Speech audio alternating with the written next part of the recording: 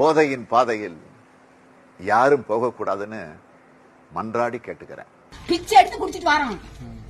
எப்படி இருக்கும் பெற்றோருக்கு? அப்படி மனசு எப்படி இருக்கும்? நம்ம பிள்ளை என்னன்னு வளர்க்கணும் நம்ம ஆசைப்பட்டோம். 10 ரூபா கொஞ்சம்னா பிச்சை எடுக்க துண்ட விரிச்சு 10 ரூபா போடுங்க, நான் குடிச்சே ஆகணும்னு. இது யாரால உனக்கு இத்தனை ஆள் நீ சாக்கு சாக்கா அள்ளி கொண்டு வீட்டுக்கு வந்து வச்சுக்கிட்டு வாசி குடிக்க மாட்டேன். வாசி கேட்டான் அவனெல்லாம் வந்தவன வெட்டிவே வெட்டி வளர்த்து இப்படி சீரழியணும், 4 பேர்த்து அடி வாங்கணும், 4 பேர்த்து ஏச்சு கேட்கணும். என்னத்துக்கு? இந்த குடியால தானே நம்ம பிள்ளை நல்லா இருக்கும் தானே பெத்து வளர்த்துருக்கோம். அப்ப இந்த குடியை நிப்பாட்ட அரசியல் என்னத்துக்கு இருக்கான்? அரசியல் என்னத்துக்கு ஆடலாம்? எனக்கு ஓட்டு என்னத்துக்கு நாங்க ஓட்டு போறோம்? கிறுக்காய் மாதிரி கிறுக்கு பிடிச்சின்னு அலைதான். அவன் குடிச்சு கிறுக்காயிட்டான். அவனுக்கு மேல நம்ம கிறுக்காயாச்சு. இதுக்கு எல்லாம் காரணம் என்ன?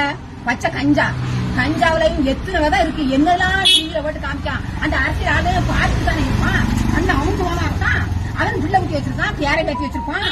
பெண்டாட்டி அவன் பெண்டாட்டி மேல போய் ஒண்ணு கேட்கனா கேட்பானா? அவன் பிள்ளை அந்த மாதிரி வீட்டுல கொடுமை ஒண்ணுன்னா கேட்பானா? என்ன நடக்க? அப்ப நாட்டுல அரசியல் இருந்து என்ன பிரயோஜனம்? என்னத்துக்கு ஆளலாம்?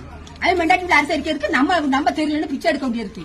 நான் வீட்டுல பாடுற சித்திரம் எனக்கு தான் தெரியும். ஒரு பிள்ளை ஊட்டியில பாக்குற மாட்டோமா பேரம் பேத்தி நீ இப்படி நினைச்சு புரியுது. இதெல்லாம் இத்தனை வருஷம் ஓட்டு போட யாரும் செய்யல. சொல்லி நாங்களும் வாய் வலிச்சு போச்சு. ரெட்டலைக்கும் போட மாட்டோம்.